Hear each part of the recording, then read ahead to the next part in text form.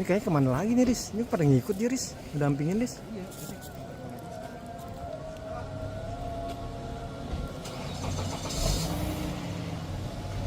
Komisi Pemberantasan Korupsi atau KPK telah menetapkan Bupati Bekasi Ade Kuswara sebagai tersangka dugaan suap terkait ijon proyek di Pemkab Bekasi.